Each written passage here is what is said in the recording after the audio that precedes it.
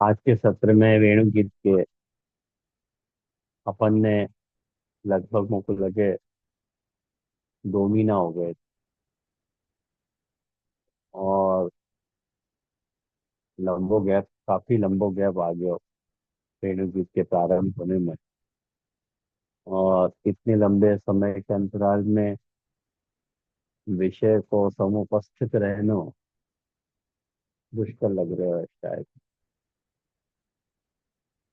और आप लोगों ने अभ्यास किया है कि नहीं किया पता नहीं मेरे को। तो मैंने कहा जो रामायण। फिर भी सिंहावलोकन करके आगे बढ़ना अच्छा रहेगा ऐसा लग रहा है मेरे को। तो सिंहावलोकन अपन कर लेंगे।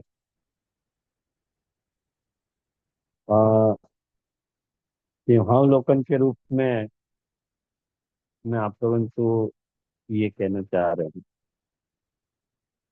कि ये जो अपन ने सातवां श्लोक प्रारंभ किया तो अक्षर बताम फलमिदम न परम विदाम तथ्यः पशून् अनुनिवेश यतोर्वयस्यैः वक्त्रं ब्रजेषु सुतयो अनुवेणुजुष्टं यैर्वा निपीतमनुरक्तकटाक्षमोक्षम्। ये श्लोक अपन ने देखे तो क्या श्लोक में महाप्रभु जी ने कुछ कारिकाएं अपने को बताई थी। भगवता सह संलापो दर्शनम मिलितस्य च। पेज नंबर 279 पे मैं बात कर रहा हूँ। 279 पेज पे जो महाप्रभु जी को, महाप्रभु जी की जो सुबोध हुई थी है वहां में ये सब बातें आई थी। और वहाँ जैसे मुख्य फल जो है, आपको मैं दिख रहे हो, अपन को मैं दिख रहे हो। हाँ जी जी, आप दिख रहे हो। हाँ। तो वहां में देखो, जो बात श्लोक को जो हार्द तो वो हार्द ऐसा होता कि वाके मेन जो श्लोक के हार्द को समझोगे ना तो ये आपको सातवें श्लोक को पूरे सुबोधि जी समझ में आएगी, कारण कि सुबोधि जी को जो भी मैटर है वो मेरे हिसाब से काफी क्लिष्ट मैटर है, काफी मतलब कठिन है। और वो कठिनता याली ये है कि अपन श्लोक को हार्द नहीं समझ पाओगे कि आखिर श्लोककार कहना क्या चाह रहे हैं। तो श्लोक में ये बात कही जा रही है कि एक गोपी अपनी सखियन से ये बात कह रही है कि सख्यः वयस्यैः पशून् अनुनिवेशयतो व्रजेश सुतयो अनुवेणुजुष्टम्।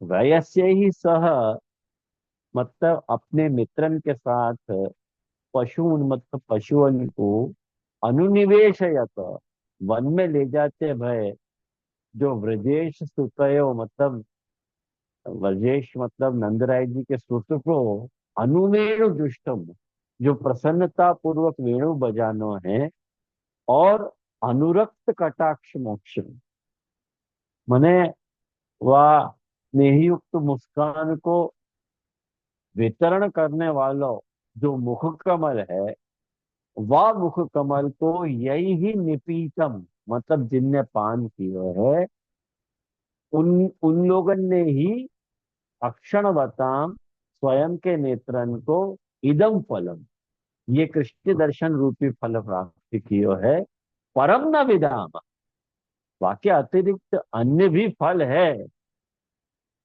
ये हम नहीं जान रही हैं। आपको आया ना ख्याल ये अ, मूल में श्लोकों को हार दिए है कि अक्षणवताम फलमिदम न परम विदाम, ये मेन बात है। और जब यह बात के ऊपर भार लोककार देना चाह रहे हैं, गोपी जी ने देना चाह रहे हैं, तो महाप्रभु जी ने वह भाव को कारिकान में प्रकट कर दिया है कि भगवता सह संलापो दर्शनम मिलित, मतलब भगवान के साथ। अब यहाँ में महाप्रभु जी इन कार्यकाल में एकादश इंद्रियन के कार्य को बता रहे हैं। और यदि कोई को समझना है, लिखना है, तो आपको लिख लो तुम लोग के वो एकादश इंद्रियन को कार्य कौन सा है। तो अपन कारिका को ही चले सीधो। तो वो कारिका में देखो, भगवता सह संलापो। तो भगवान के साथ जो वार्तालाप है, ये वाणी को कार्य। दर्शनम, ये दर्शन जो है वो नेत्र को कार्य। मिलित मैंने भगवान के साथ मिलना जो है, मिलने पे ठाकुर जी के साथ जो वार्तालाप करना है वो वाणी को काम है। दर्शन जो है वो नेत्र को काम है। आश्लेष है, वो आश्लेष और सेवन, ये एक हस्तेंद्रिय के दो कार्य दिखाए गए। आश्लेष करना, आश्लेष करना बाहु को कार्य है, और सेवन करना हस्त को कार्य है। ये हस्तेंद्रिय के दो कार्य बताए हैं। और स्पर्शश्चापि तथा विध, स्पर्श वगैरह, तो स्पर्श से त्वचा आ गई, ख्याल आया ना। और वाक्य बाद जो है, अधरामृत, अधरामृत पानम च, अधरामृत पान से जिह्वा आ गई। भोगो, भोग सु जो है वो गुह्येंद्रिय आ गई। और रोमोद्गम वासु, पायु इंद्रिय आ गई। पायु इंद्रिय मतलब समझो, बाहर निकालना जो इंद्रिय को कार्य है, वो इंद्रिय। और तत्पूजिता नाम श्रवणम, पूजन को जो श्रवण है वहां में कर्ण इंद्रिय आ गई। आघ्राण सु जो है वो नासिका आ गई। और तद अंतिक गतिम, मैंने ठाकुर जी के समीप में जानो वासु चरण इंद्रिय आ गई, मैंने पैर आ गए। और तद भावनम सदा, यासु अंतःकरण। तो ये महाप्रभु जी देखो एकादश इंद्रिय के कारण से गिना रहे हैं। वहां में वाणी, हस्त, गुह्य, पायु और चरण, ये कर्मेंद्रिय हैं। और नेत्र, त्वचा, जिह्वा, कर्ण और जो है नासिका, ये ज्ञानेंद्रिय है। और अंतःकरण महाप्रभु जी ने लियो है। मैंने जो कर्मेंद्रिय पांच बताई कही है कि हस्त, चरण, मुख, उपस्थ और गोदा, ये अपन ने देखो या में महाप्रभु जी ने बताया हुई है।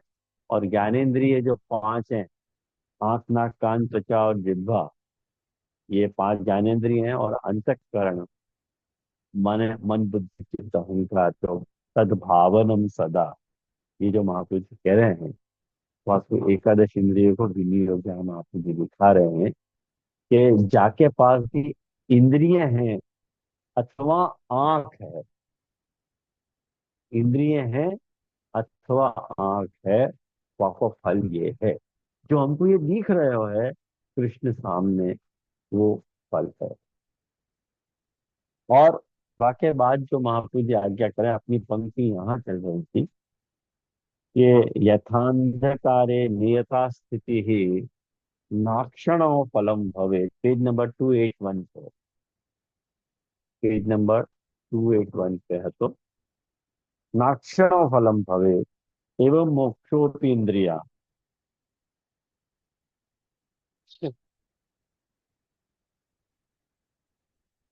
एवं मोक्षोपी इंद्रियादि युक्ता नाम सर्वथा नहीं।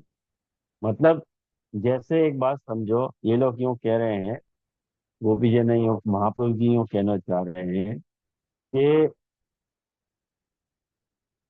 ये इंद्रिय वाले को यही फल है, मोक्ष कोई दूसरे प्रकार को हमें नहीं है, ऐसे कहना चाह रहे हैं कि यथा अंधकार नियता स्थिति नाक्षण फलम भवेत। मैंने जैसे अंधकार जाके पास आंख है और वो अंधकार में रखे जाए, तो वो आंख वाले को फल नहीं कहलाया हो जाए। ऐसे ही इंद्रिय वाले जाको लोक में सामान्य ऋतु मोक्ष के नाम से पहचान रहे हैं, वो कोई फल नहीं है। कौन के लिए बात कह रहे हैं? ये बात कौन के लिए कह रहे हैं? ये उन लोगों के लिए कह रहे हैं जिनके लिए कृष्ण फल बन रहे हैं, उनके लिए कह रहे हैं, जिनको सर्वात्मा भाव की प्राप्ति भई है, ऐसे जीवन के लिए यहाँ पर जा रहा है। और वाक्य बात उमंग ने इसलिए इतनी बार चर्चा में ये प्रश्न पूछो तो कि साधका नाम परित्यागे साधका नाम न तद भवेन, ये जो पंक्ति है वाको अर्थ क्या होएगा? तो वाकई लिए मैंने आपको बहुत सारी नीचे पंक्ति पढ़ के दिखाई थी कि यहाँ पे आप नीचे आप वापस तो अपन वो पोर्शन देख लें गोसाई जी को, तो अपने को वहां स्पष्टता हो जाएगी। अब देखो कह रहे हैं इंद्रियाणामपि तद अफलने हेतुमाह। इंद्रियाणाम, इंद्रियाणाम मतलब जिनके पास इंद्रिय हैं, स इंद्रिय इंद्रिय जाके पास हैं, उनके लिए तद अफलने, तद मतलब वो मतलब क्या? मोक्ष। वाकई लिए मोक्ष फल नहीं है, अफल है। वहां को हेतु बता रहे हैं।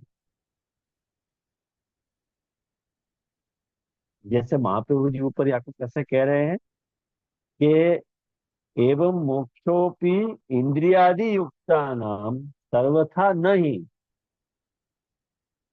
जाके पास इंद्रिय हैं वाके लिए वो मोक्ष वो फल नहीं है। क्यों वो फल नहीं है? कारण कि बाधका नाम परित्यागे साधका नाम न तद भवे। ये बात महाप्रभु जी कह रहे हैं। और यह बात को श्री गोसाई जी प्रभु चरण जो है वो समझाना चाह रहे हैं कि बाधका नाम परित्याग को अर्थ है कि बाधकान को अर्थ भयो भगवद अतिरिक्त साधक। भगवान के अलावा जितने भी अन्य हैं वो सब बाधक हैं। और उनको त्याग हो गए थे, उनको त्याग कर गए थे। प्रतिबंधक अभाव है ना, प्रतिबंध को अभाव हो जाएगा। और जो प्रतिबंध को अभाव हो जाएगा तो मोक्ष लक्षणम फलम न भवे। मोक्ष लक्षण कौन सा मोक्ष लक्षण? जो साधारण लोग इंद्रिय वाले जाकू मोक्ष कहवे हैं, वो मोक्ष वालों लक्षण वालों जो फल है वो नहीं होएगा। है ना समझ में?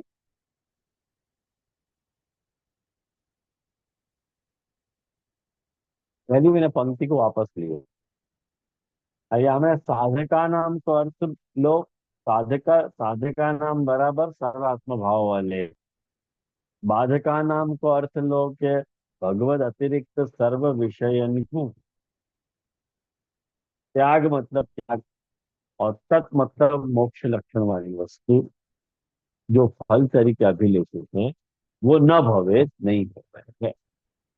कुल मिला के ये अर्थ अपन ने पिछली बार देखो तो विस्तार से, लेकिन आज थोड़ा सा अपन ने पुनरावर्तन करो ताकि वो विषय आ जाओ हाथ में।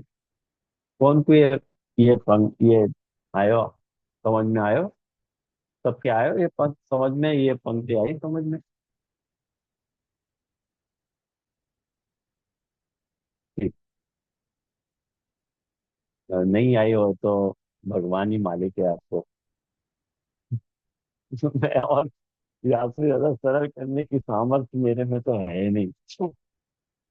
लेकिन नहीं आए हो तो कुछ भी अगर जटिलता है या में तो पूछ लो भले। अभी ये जंक्चर है पूछने को, फिर आगे जा कर के तो बिल्कुल चांस नहीं मिलने वाला है पूछने का। तो अब यहाँ में देखो, जो बात समझ में है। यहाँ में प्रकाश जो है पेज नंबर 281 पे ऋषि पुरुषोत्तम जी क्या समझाना चाह रहे हैं हमें। कि पुरुषोत्तम जी हमें ये समझाना चाह रहे हैं। पहले अपन, अच्छा वो, पहले अपन टिप्पणी जी देख लें पहले, पूरा तो अपने पूरी विषय ख्याल आ जाएगा। पहले टिप्पणी जी देख लें तो, मुमुक्षु नाम, मुमुक्षु नाम तथात्वेपि न तथात्वम इति आशंक्य।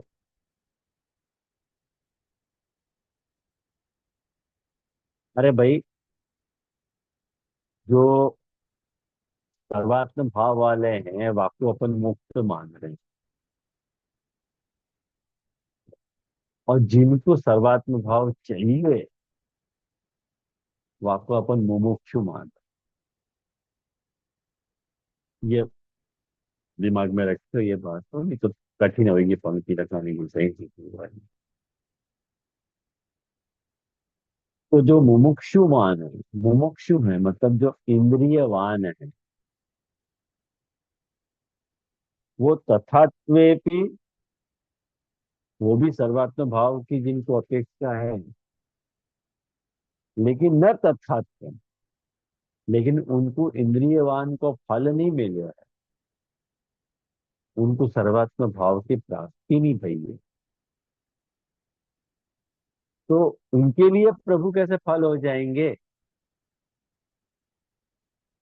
उनके लिए तो मोक्ष ही फल होएगा ना। साधारण की बात कर रहे हैं, जिनने बाधका नाम परित्याग नहीं किए है, जिन साधकन ने बाधकन को परित्याग नहीं किए है, उनको तो जो लोक में प्रचलित मोक्ष है, वो प्रचलित मोक्ष उनके लिए मोक्ष नहीं है।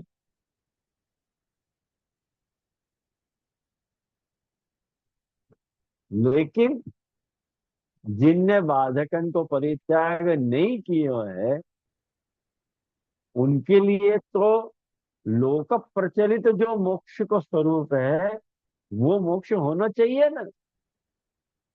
तो आप कह रहे हो कि बाधकन को परित्याग करने पे उनके लिए वो मोक्ष नहीं है, सही बात है, हम मान रहे हैं ये बात। कहें कि आंख वाले को कृष्ण जब फल है, तो उनको जो सर्वात्म भाव की जिनको प्राप्ति हो गई है, उनको वो फल तो तुच्छ लगेगा, लोक प्रचलित मोक्ष। कहेंगे वहां में आत्मा सु आत्मा को मिलन बताया गया है, जो कि बहुत शुष्क और बहुत नीरस है। मजा ही नहीं है कुछ वहां मोक्ष में। याले वह मोक्ष को वो मोक्ष नहीं मान रही हैं, ऐसे भक्त वह को मोक्ष नहीं माने। प्रकट मणे सुख थाय हे गिरधर, प्रकट मणे सुख थाय। ये जो अपने यहाँ दयाराम भाई बता रहे हैं, वो वाली बात यहाँ पे महाप्रभु जी एग्जैक्टली वो बात को यहाँ पे डील कर रहे हैं कि आ, उनको परम फल है। लेकिन जो जिनको याद करने की अवस्था नहीं है बेचारे इनकी, उनके लिए तो फल वही होएगा ना, लोक प्रचलित मोक्ष ही उनके लिए मोक्ष होना चाहिए। तो यूं कह रहे हैं कि ऐसी आशंका कर रहे हैं कि जो भाई मुमुक्षु नाम है, जिनको वो मोक्ष चाहिए, कौन सा मोक्ष चाहिए? सर्वात्म भाव प्राप्ति रूपा मोक्ष जिनको चाहिए, वाको अपनी टर्मिनोलॉजी में मुमुक्षु कहे जा रहे हैं। ऐसे मुमुक्षुओं को तथात्वेपि न तथात्म, उनको वो चाहिए हुए पे भी उनको वो हो नहीं रहे है, वो फल मिल नहीं रहे है। तो कैसे उनको मिलेगा? वो साधनियां बता रहे हैं कि साधका नाम इति, मने सर्वात्म भावेन भजनम साधकत्व। सर्वात्म भाव को प्रभु को जो भजन करना है वो ही साधन है। यद्यपि जो कि सर्वात्म भावेन सर्वत्यागोपि अंतर्भवति। सर्वात्म भाव में आपको सर्व त्याग तो बाई डिफॉल्ट आ जाए, सर्व त्याग करना ही पड़ेगा तुमको। वो सर्वात्म भाव बिना सर्व त्याग के तुमको लभ्य नहीं होएगो।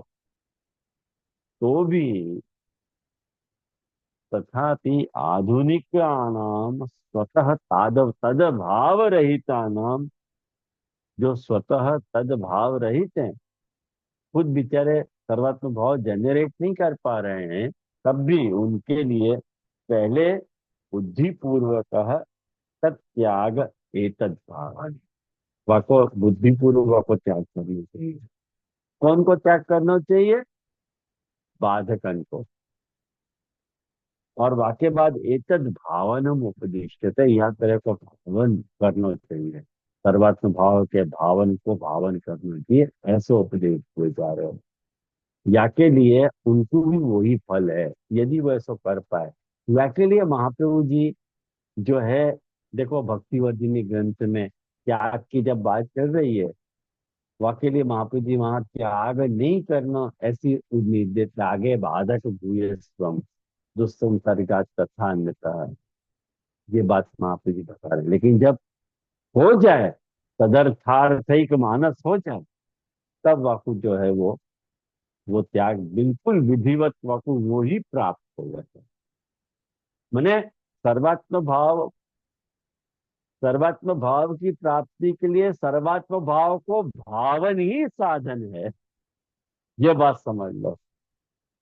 जैसे तैरना सीखने के लिए तैरना ही साधन है, साइकिल चलाना सीखने के लिए साइकिल चलाना ही साधन है, ऐसे ही सर्वात्म भाव प्राप्त करने के लिए सर्वात्म भाव को भावन ही साधन है।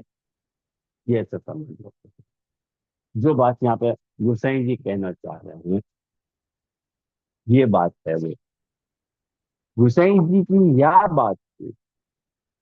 प्रकाशकार मतलब श्री पुरुषोत्तम जी ऐसा समझाना चाह रहे हैं। पेज नंबर 281 पे देखो आप।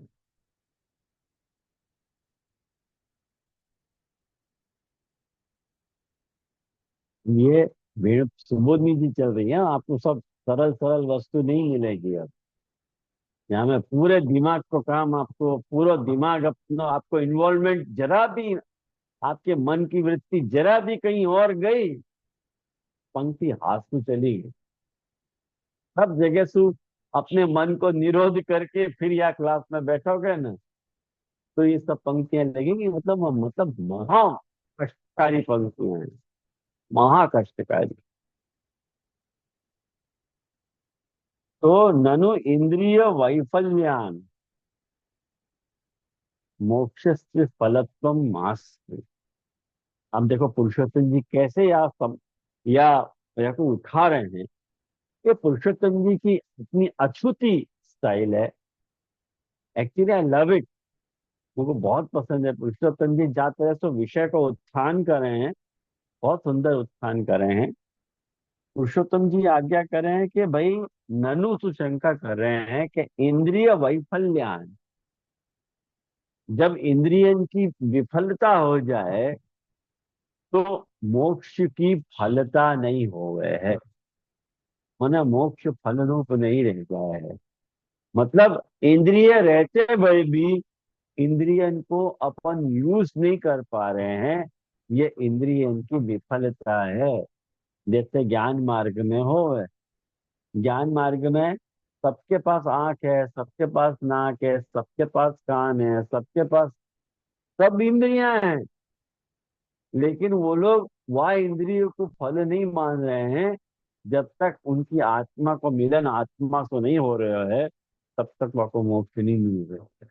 अपन कह रहे हैं कि वो तुम्हारी इंद्रियन, ठाकुर जी ने जो तुमको इंद्रियं दी हैं, उन इंद्रियन को भगवान में जब तक आप यूटिलाइज नहीं कर पा रहे हो, तब तक वो इंद्रियां विफल हैं और वो मोक्ष कभी प्राप्त नहीं करा सके। ऐसे मिलते हुए मोक्ष को हम नीरस मान रहे हैं, अमोक्ष मान रहे हैं, मोक्ष नहीं मान रहे हैं। वह बात को पुरुषोत्तम जी एडमिट कर रहे हैं कि भाई ठीक है, मत हो वो फल, मास्तु इंद्रिय वैफल्यान मोक्ष से फलतम मास्तु। परंतु लेकिन हृतात्मानो हृत प्राणाश्च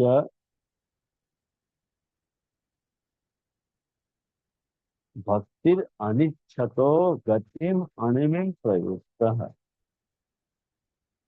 पर एक बात समझो, एक यहाँ पे ये आपको उदाहरण दे रहे हैं यहाँ पे कि अंतःकरण को भले फल मोक्ष नहीं होए तो भी जिनके अंतःकरण को और प्राण को हृतात्मा नो मतलब हरण कर लेनो, जिनके आत्मा को और प्राण को प्रभु ने हरण कर लियो है, ऐसे भक्त को वाकी इच्छा के विरुद्ध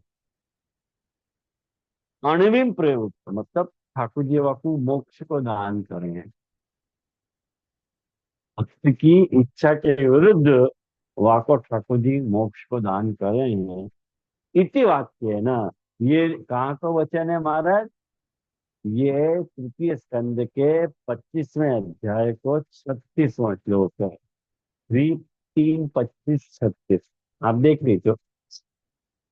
तो इति वाक्येन या वाक्यसु तस्य अवश्य प्राप्ते है, बाकी तो अवश्य प्राप्ति करनी चाहिए कि नहीं?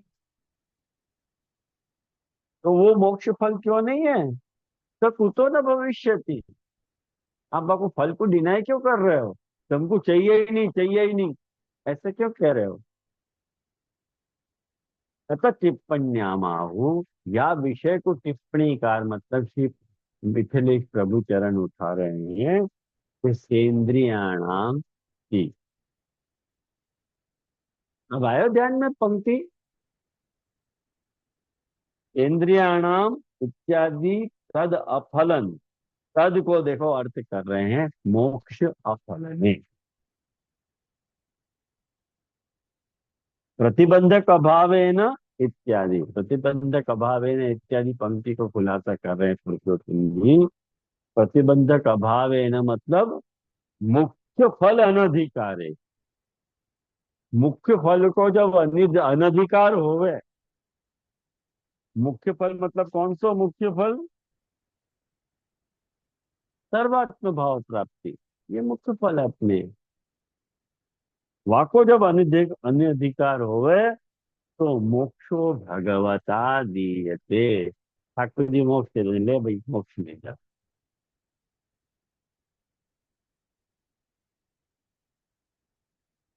और प्रकृति प्रेजेंट कॉन्टेक्स्ट में मुख्य फल प्रतिबंधक, मुख्य फल में प्रतिबंधक है। क्यों? कहीं की सर्वात्म भाव की प्राप्ति अभी नहीं भई है, बाधकन को परित्याग नहीं किया है। तो सर्वात्म भाव अभावस्य गतत्वेन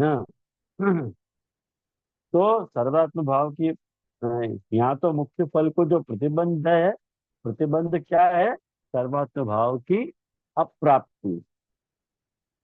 तो यहाँ तो वही निवृत्त हो गई है, सर्वात्म भाव अभाव से गतत्वेन, वो चलो गयो है। मुख्य फलमेव इंद्रियाणाम भवति, यानी वो मुख्य फल जो है इंद्रिय वाले को मिल रहा है, न मोक्ष है उनके लिए वो फल, वो मोक्ष, मोक्ष फल रूप, वो मोक्ष रूपी फल नहीं। इति भाव, ये विशेष अधिकारी की बात बताए। हाँ, ये सर्वात्म भाव वाले अधिकारी की बात बताए।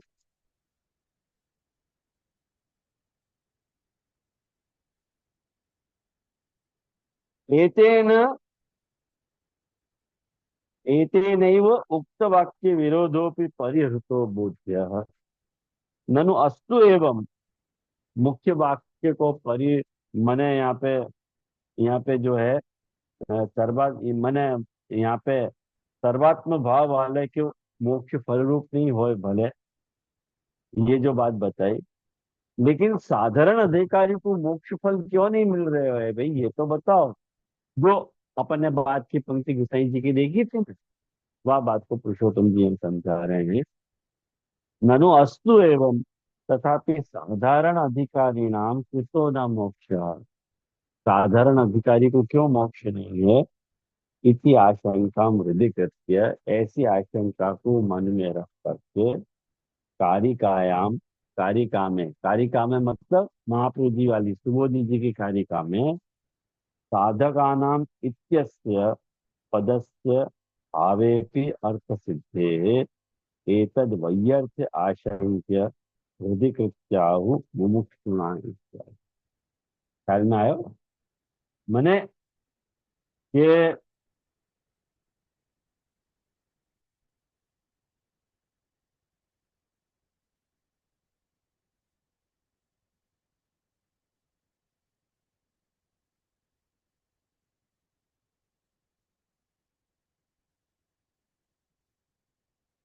पुष्टि मार्गीय मोक्षेक्षु नाम तथात्वेपि।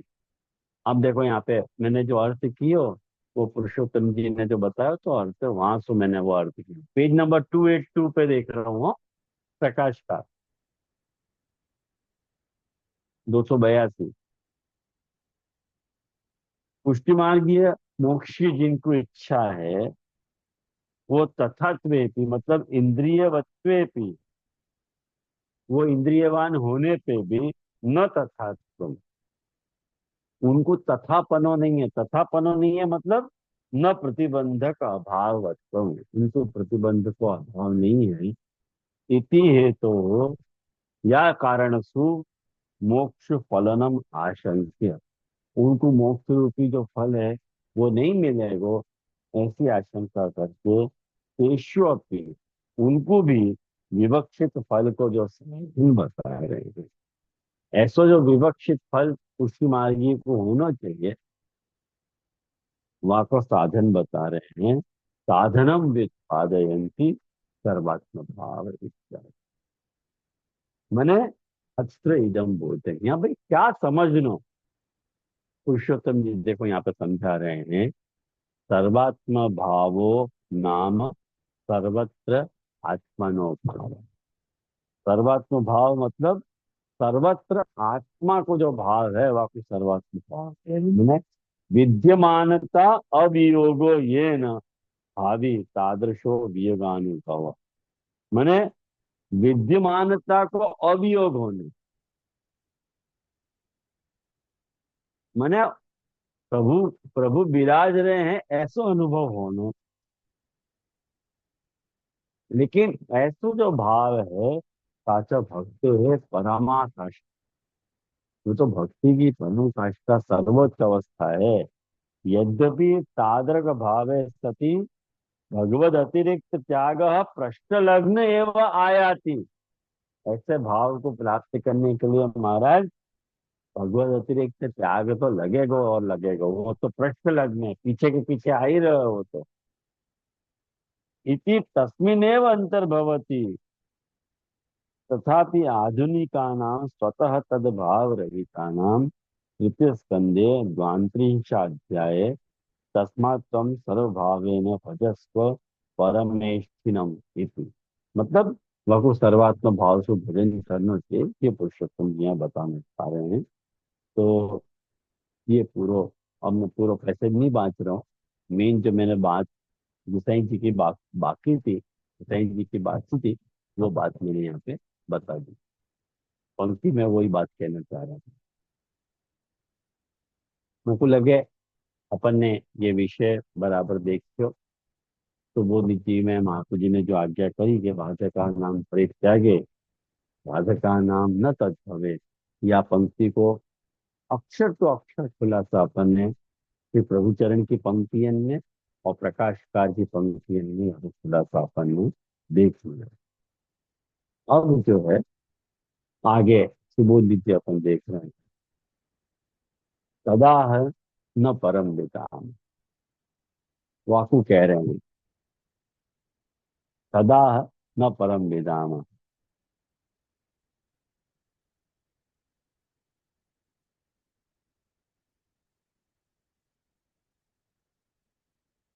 मैंने इंद्रियवान को ये फल है, वह बात को कह रहे हैं कि वाक्य अलावा भी कोई फल है क्या, ऐसा हम तो नहीं जान रही।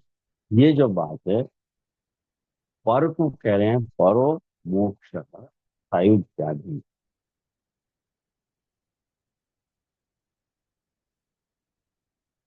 पर मतलब मोक्ष, सायुज्य वगैरह, सायुज्य सायुज्य मतलब सालों के साक्षी सामने के सारों को सायुज्य, ये जो मोक्ष के प्रकार बताए हैं उनको यहाँ से आदि में ले ले। तो कह रहे हैं, आत्मलाभान न परम विद्यत इति श्रुते। भाई आत्मलाभ तो बेटर और कुछ भी नहीं है। ये श्रुति है, उपनिषद है।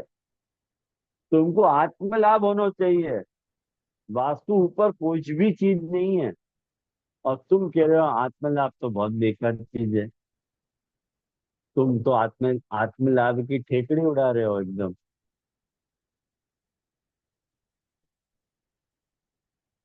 कथम न परस्य पुरुषार्थत्वम, वो क्यों पर पुरुषार्थ नहीं है। तो वहां गोपीजन देखो, उन्हों प्रमाण दे रही, तदाहु वेदाम। वाकु कह रही है कि भाई हम जान रही हैं, हम तो यह बात को जान रही है। वेदा हम जाने यह बात। तुम जानो मतलब क्या। तो कह रहे हैं वयम उपनिषद रूपा, हम उपनिषद रूप है। अतो वयमेव जानीमः, यानी हम ही तो जान रही है, दूसरा कौन जाने को। हमारी बात के हमारी बात को कहे भय को लोग प्रमाण माने हैं, यानी हमने ये बात कह दी कि न परम विदामः, तो ये बात 100% सच्ची बात है। फल क्या है, अक्षणवताम फलम इदम, ये फल है। और यह बात को उपनिषद से प्रमाणित कर रही है कि भाई हम उपनिषद रूपी तो हैं। वयम जानीम, वयमेव जानीम, हम ही जान रही हैं। और वाकई में दलील क्या दे रही है, देखो कितनी बढ़िया दलील दे रही है। वाकई में दलील ये दे रही है कि नह्यनुभव विरुद्धम अनुभव अपर्यवसायी फलम सुत्युक्तम भवति। अरे भाई, अनुभव सु विरुद्ध, अनुभव विरुद्धम, अनुभव सु विरुद्ध मतलब अनुभव में जाको पर्यवसान नहीं हो तो हो, ऐसा फल तो फल ही नहीं है ना, हम कह ही नहीं रही हैं ऐसा फल। अनुभव में तो आना चाहिए कि नहीं। नहीं अनुभव विरुद्धम, अनुभव अपर्यवसान, जो अनुभव पर्यवसायी है, अनुभव में जब पर्यवसान नहीं है, ऐसो जो फल है, न श्रुत्युक्तम भव। अब न जोड़ो, न, ये जो न वाली जितनी भी पंक्तियां हो ना, उनको अर्थ करते समय उनकी चाबी ये है कि न को निकाल दो और फिर अर्थ कर लो, फट से लग जाए वो पंक्ति। मुझको ये टेक्निक गोपाल भाई ने बताई थी। गोपाल भाई के पास जब मैं पढ़ता हूँ ना, अक्सर मैं उलझ जाता हूँ, ये न न न क्यों बीच में आ रहे हैं। गोपाल भाई के न को निकाल दो ना महाराज, न को निकालो और अर्थ करो, वो तुरंत अर्थ आपको समझ में आ जाएगा। तो देखो अर्थ क्या करोगे, अर्थ ये करेंगे कि भाई अनुभव विरुद्ध जो बात है, अनुभव विरुद्ध मतलब अनुभव में जाको परिवर्तन नहीं है, ऐसा फल कहो ही नहीं गया है। यानी ततः यासु केवलानाम फलम तदेव फलम, कि जो केवल हैं उनके लिए तो वो ही फल है। अब देखो महाप्रभु जी कितनी गूढ़ बात कह रहे हैं। केवला नाम को अर्थ लिख लो, जिनकी इंद्रिय नहीं है, वो केवल को अर्थ है। उनको यहाँ महाप्रभु जी केवल कहना चाह रहे हो।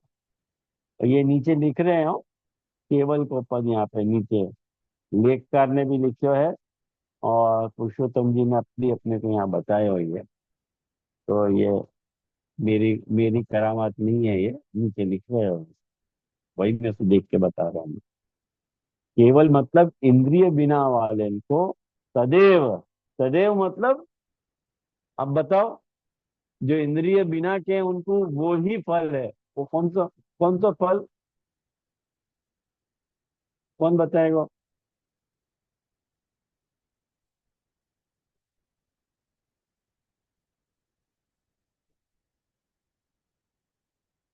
चल जिज्ञा बता।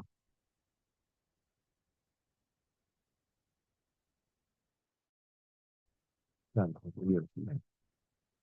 हाँ जे जे सर्वात्म भाव। रॉन्ग। हाँ बोलो गुण।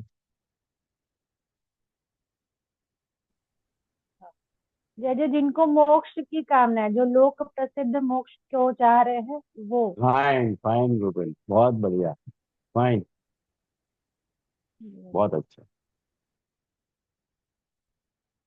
तो जो केवला नाम है ना, देख, दिखना यहाँ देख, केवला नाम को अर्थ कर रहे हैं। केवला नाम मैंने बता दिया, जिनके पास इंद्रिय नहीं है।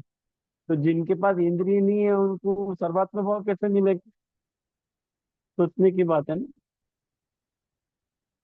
इनको इंद्रिय है, उनके लिए तो वो लोक प्रसिद्ध मोक्ष व्यर्थ है। अक्षर बताम फलम इदम है। लेकिन जो इंद्रिय बिना के हैं उनके लिए तो वो ही फलम। और इंद्रिय बताम तो एक, इंद्रियवान जो हैं उनके लिए ये फल है। इति व्यवस्थित विकल्प है, यानी ये व्यवस्थित विकल्प है। ये महाप्रभु जी बता रहे हैं। मैंने कौन सो बरहापीडम श्लोक में भगवान को जो दर्शन अपने को हो रहे हो है, वो ही फल है।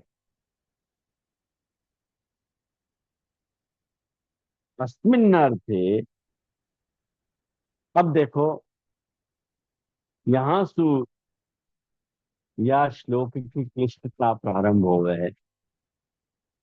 यह पंक्ति सु या कि श्लोक की मैंने सुबोधि जी की क्लिष्टता को अनुभव करो कि महाप्रभु जी देखो वहां पे कॉमा नहीं बता, मैंने पैराग्राफ चेंज ही नहीं कर रहे हैं, वही में लाइन में आगे बढ़ रहे हैं। अब यहाँ में जो आप लोगों ने ये याद रखे होएगो, अब यहाँ में महाप्रभु जी कौन सी बात कर रहे हैं? यहाँ में महाप्रभु जी ये बात कर रहे हैं कि सख्य की बात कर रहे हैं। जो अपन ने, मैंने आपको शुरुआत में जो श्लोक को अर्थ बताया कि हे सखियों, अपने मित्रन के साथ पशुओं को वन में ले जाते भय नंदराय जी के सुत को प्रसन्नता पूर्वक वेणु बजानो और स्नेह युक्त मुस्कान को वितरण करने वालों, मुख कमल को पान करने वाले हैं, उनके नेत्रन को ये फल है। ये जो बात कही थी ना, वाकु अभी यहाँ पर महाप्रभु जी उठा रहे हैं। सख्य की बात उठा रहे हैं अब महाप्रभु जी।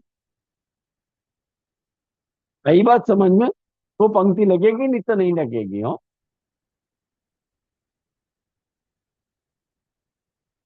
अस्मिन्नार्थे श्रुत्यंतर रूपाणाम गोपिकानाम सम्मति आहु हे सत्य इति।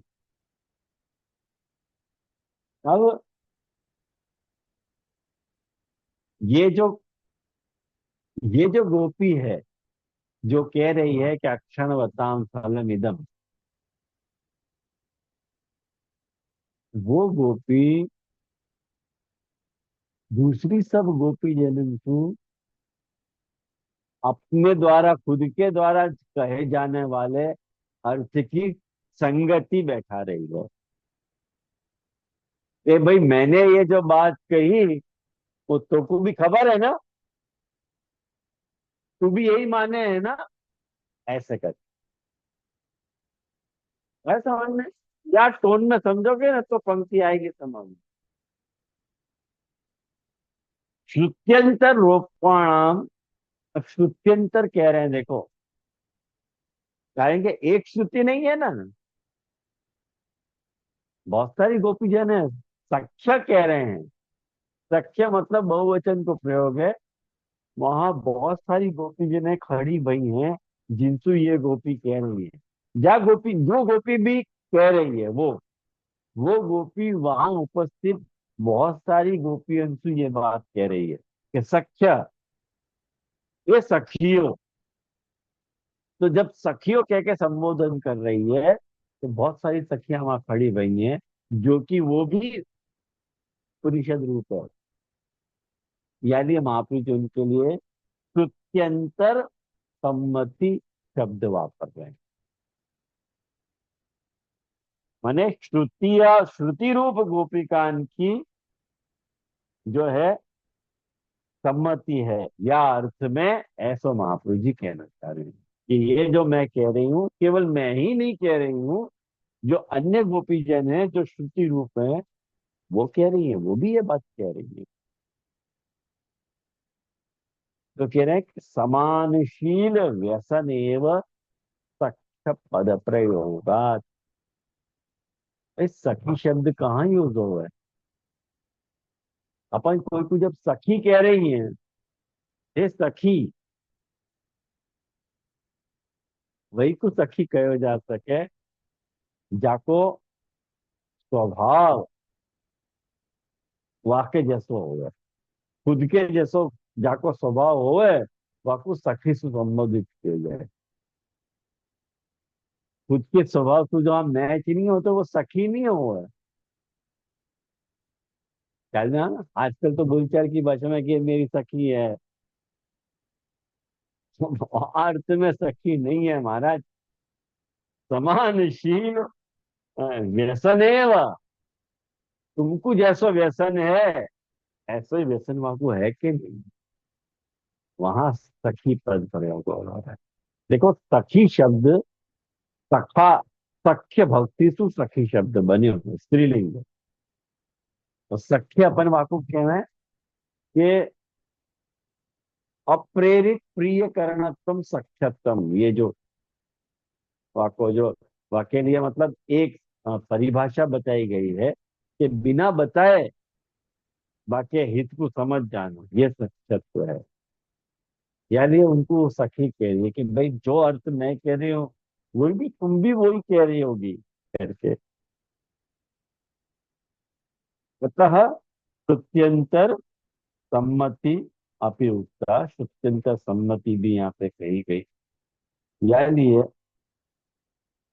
एतत् कासांचित गोपिका नाम एव भवति इति सर्वेषां साधारण पक्षमाहु चक्षुष्मता। इतनी डेंजर पंक्ति है वैष्णव ये। अब एक तरफ कह रही हैं कि जिनको वो सखी पद से संबोधित कर रही हैं वो शुक्र है, और दूसरी तरफ ये बात कह रही हैं कि जो अर्थ मैं कहना चाह रही हूँ वो अर्थ सब गोपी जनन को अनुभव नहीं हो रहा। कौन सा अर्थ?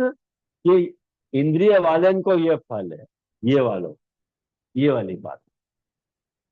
सामने दीख तो भयो कृष्ण जो है इंद्रिय वाले को फल है, ये बात सब गोपी जनन को अनुभव नहीं हो रही।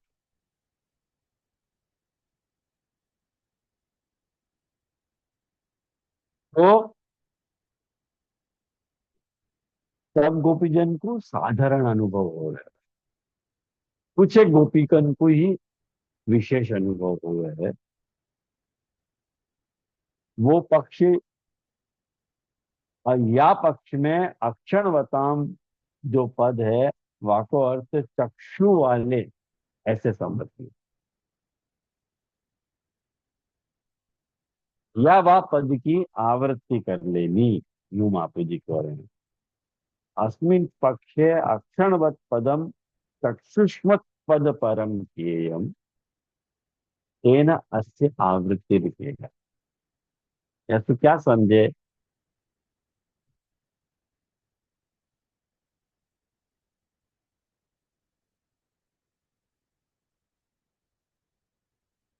समझ में आई यासु?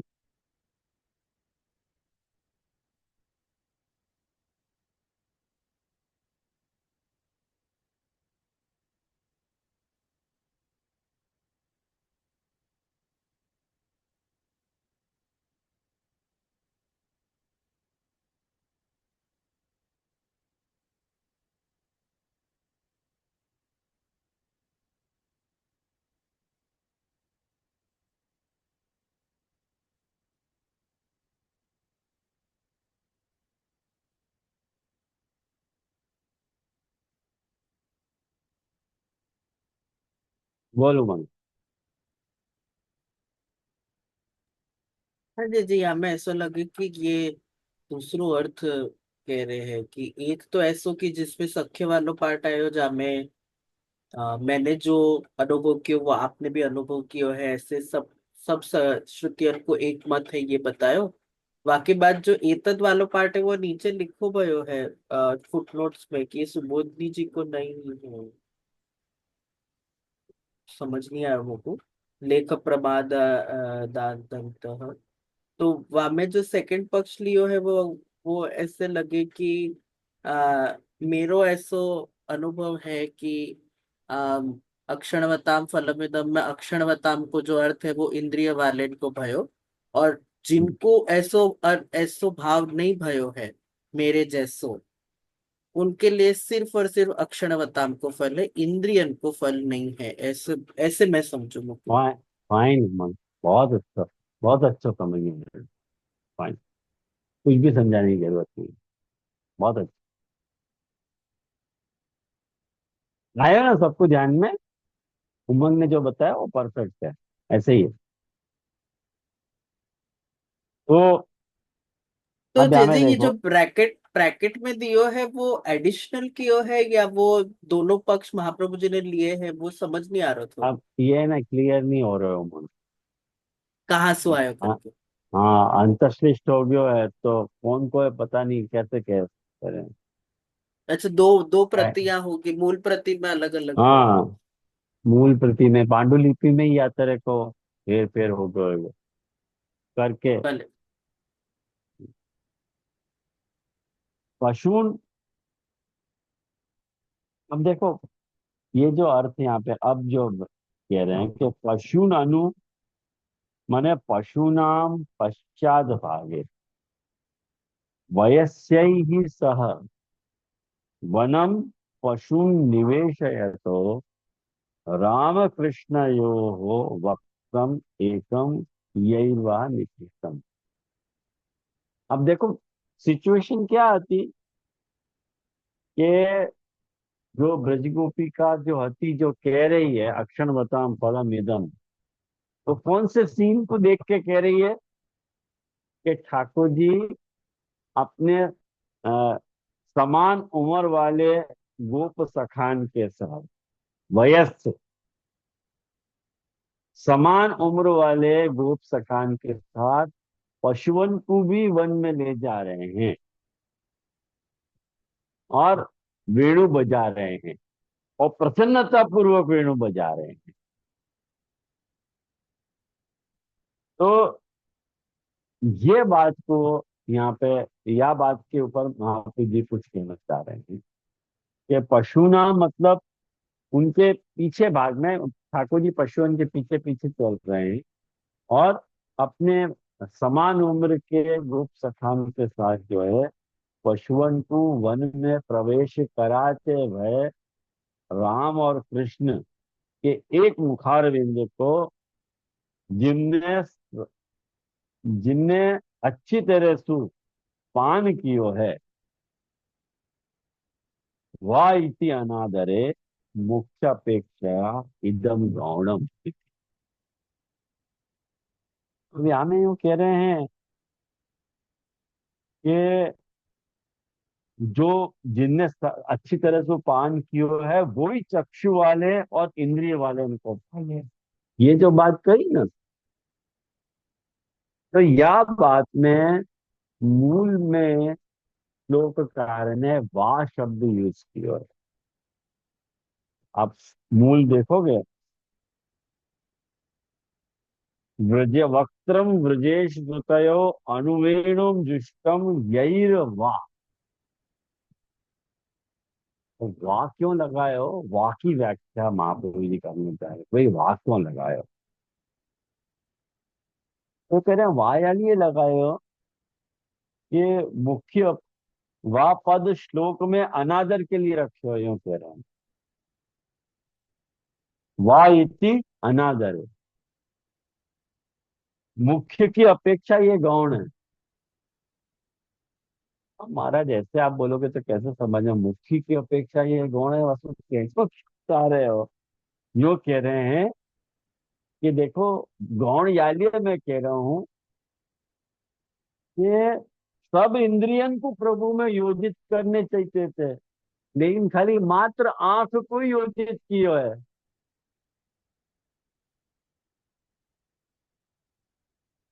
कि मात्र चक्षुषु दर्शन कर लेना, ये तो गौण ही है ना। यूं वाह इति अनादर है, समझ में?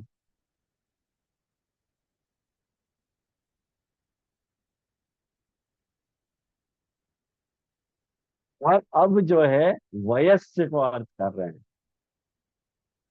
वाह को अर्थ बताया, अब वयस्य को अर्थ कर रहे हैं। वयस्य को अर्थ क्या कर रहे हैं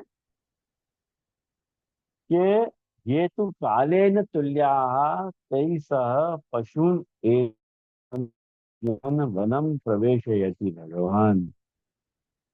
अब देखो कह रहे हैं कि जो काल सुसमान है, माने हम उम्र के हैं,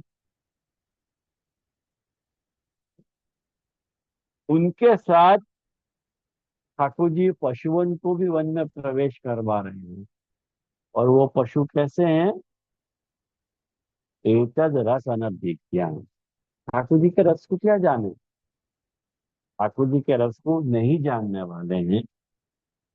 वासु यूं कहना चाह रहे हैं क्योंकि निर्गुण अवस्था के अधिकार को उनको अभाव है। उनकी अवस्था निर्गुण तो हो नहीं सकते, लेकिन भले निर्गुण उनकी अवस्था नहीं हो, तो उनको सात्विक अवस्था तो योग्य है ना। बेचारे सात्विक तो हैं कि नहीं? वो युक्त है। यानी ये भगवतो लीलायाम, यानी यहाँ में ये बता रहे हैं कि भगवान जी जो काल है, भगवतो लीलायाम निमित्तम, भगवान की लीला में निमित्त है। क्यों? काल जो है ना, ये तो एक बात समझो, काल को क्यों निमित्त बता रहे हैं? सीधी सी बात समझो, ये ठाकुर जी के बराबर कैसे हो सकता? वयस्क कह रहे हैं ना भाई, जो ठाकुर जी के हम उम्र के हैं वो ठाकुर जी के साथ में चल रहे हैं। अरे भाई, समझाने की दृष्टि से बताए, उनको लीला समझ में आवे या तो नहीं। भगवान के साथ वाला तो कोई भी नहीं है, भगवान के जैसो तो कोई भी नहीं है, भगवान के साथ जन्म भयो कोई भी नहीं है। वो तो काल जो है वो ठाकुर जी की, अब कहेंगे अब ठाकुर जी 5 बरस के भय, अब 7 बरस के भय, अब पौगंड भय, अब किशोर भय। अरे काल लीला कर रहे हो, तो काल ठाकुर जी को जो है वो एक साधन है, यूं समझ लो ना। काल में आओ ना, काल कैसो है? काल भगवान की लीला में निमित्त है। अगर ठाकुर जी काल को निमित्त नहीं बना हुआ है तो लीला ही नहीं होगी। ये बात क्यों कह रहा हूं? यास्तु देखो, इनडायरेक्टली अपन को ऐसा लगा कि अपन को ये बता रहे हैं कि ठाकुर जी काला थी। तो कहाँ गया? हाँ, ये रहा। गोपानाम लीलायाश्च तद आधारत्वे निमित्तम इति वयस्कता, यह कारण से वयस्कता। वो काल, काल जो है ना, भगवान की लीला में निमित्त है। गोप के और लीला को आधार है। गोप को भी आधार है और लीला को भी आधार है। यानी ये भगवत प्राकट्य के निमित्त को है, काल है। भगवान, भगवान जब चाहें तब वह काल को प्रकट कर सकें, और जब चाहें तो वो काल को अपने अंदर समेट सकें। तो एक बात समझे, या लिए गोपन का, गोप जो हैं वो वयस्क हैं, मतलब हम उम्र वाले हैं। या कारण सु उनके द्वारा पशुओं को वन में प्रवेश करवा रहे हैं, अथवा उनके समकालीन है। यानी उनके साथ जो है, एक बात समझो, उनके साथ जो है वो भगवान जो है वन में प्रवेश करवा रहे हैं। पशुनाम वने निवेशनम तैहि सह व समान काले वने निवेशनम भगवतो वास्तव। भगवान भी उनके जैसो बन के उनके जैसी लीला भगवान कर रहे हैं। या फिर एक लीला को प्रकार बतायो कि भगवान अपनो साधारणीकरण वहां प्रकट कर रहे हैं कि भाई मैं भी तुम लोगन के जैसे ही हूँ, जैसे तुम लोग हो वैसे ही मैं भी हूँ। ये भगवान के साधारणीकरण की प्रक्रिया को पाए, या मुख्य या बात को यहाँ पे डील किया जा रहा है मेरे हिसाब से। हाँ? नहीं तो, नहीं तो एक बात समझो कि इतनी सारी कार की डिटेल को यहाँ पे प्रोवाइड करना क्या मतलब है? क्यों भागवतकार भी काल की बात, वयस्क की बात क्यों यहाँ पे लाएंगे कि भाई उनको वन में ले जा रहे हैं? या बात को मतलब क्या? क्यों ये टॉपिक यहाँ पे भागवतकार इंट्रोड्यूस करना चाह रहे हैं कि अपनी समान उम्र के बच्चान सखान के साथ ठाकुर जी पशुओं को उनके साथ वन में ले जा रहे हैं? मतलब क्या, ये बात कहने को क्या मतलब है भाई? अपन को ये बताना चाह रहे हैं ठाकुर जी जो भी लीला यहाँ पे करते हैं वो साधारणीकरण की प्रक्रिया के अंतर्गत करनी। महा ठाकुर जी ये कहना चाह रहे हैं कि तुम जैसे हो, मैं तुम जैसो बन के तुम लोगन के साथ तुम्हारा निरोध करने के लिए यहाँ आया हूँ। ये बात को, बात या बात को भाव यहाँ में पंक्ति में है। तो तथा सती वन निविष्टानाम पशूनाम अपनी गोपानाम तत्समय तत्स्थाने निवेशनार्थम। ये तो श्रम की बात है ना, वो मुझको उतनी स्पष्ट नहीं है कि महापुरुष जी यहाँ श्रम की बात क्यों कर रहे हैं। मैं अगर पर विचार नहीं कर पाया हूँ, थोड़ा विचार करके मैं अगली बार या विषय को थोड़ा बताऊंगा कि भाई श्रम क्यों पाया। तो आज यहाँ रखें अपन। हाँ, उमंग तू जो पूछ रहे हो वो पूछ। जैसे यहाँ पे एक वो समवयस्कर को ये भी आवे ना, काल की बात यहाँ लिए आवे, क्योंकि ठाकुर जी के समवय वाले तो रहे ही नहीं थे ना कंस के हाँ आदेश के कारण। यहाँ हाँ लिए हाँ, भी महाप्रभु जी शायद काल की बात इंट्रोड्यूस कर रहे हैं कि वो काल निमित्त बनो जा कारण सो समवयस्कर के साथ प्रवेश कियो, otherwise it was not possible. ले सके नहीं ले सके ऐसी बात नहीं बहुत है वो। गौण पक्ष है, बहुत बेसिक पक्ष आ हाँ गया, पर फिर भी हाँ मतलब एक हाँ। विचार अ, होना चाहिए। लेकिन जो मेन बात मुझको लग रही है वो उमंग ऐसी लग रही है कि यहाँ काल को प्रतिपादन या लिया है और साधारण कंठ की प्रक्रिया से हस्तक्षेप करते हैं। साधे साधारिक, हाँ हाँ हाँ। ठाकुर जी अपने आप को वैसो बता रहे हैं कि भाई आई एम अमंग, मैं अमंग यू, मतलब तुम्हारे बीच में मैं तुम्हारे जैसा बन के आना चाह रहा हूँ। जैसे तुम गाय इनको पशुओं ने हाँकते भय वन में ले जा रहे हो, वैसे मैं भी तुम्हारे संग वह प्रकार की लीला करना चाह रहा हूँ। तो लेकिन मेरो जो सौंदर्य है वो तो अलग ही हो रहा प्रकट। वो सबन को सबन ठाकुर जी की वालिया के वैसे दर्शन तो नहीं हो रहे हैं, अमुक को हो रहे हैं, अमुक को नहीं हो रहे हैं। एग्जैक्टली, लेकिन पुष्टि सेवा और पुष्टि को है। हाँ, बस वो बात है यहाँ पे।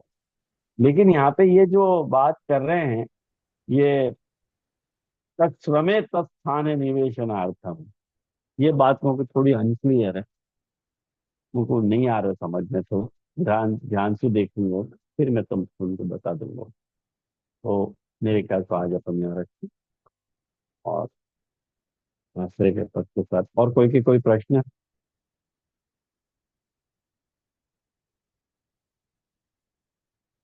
फिर यहाँ रखें आप, है ना?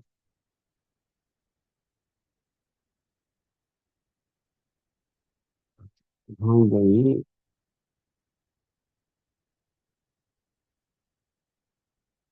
हम्म,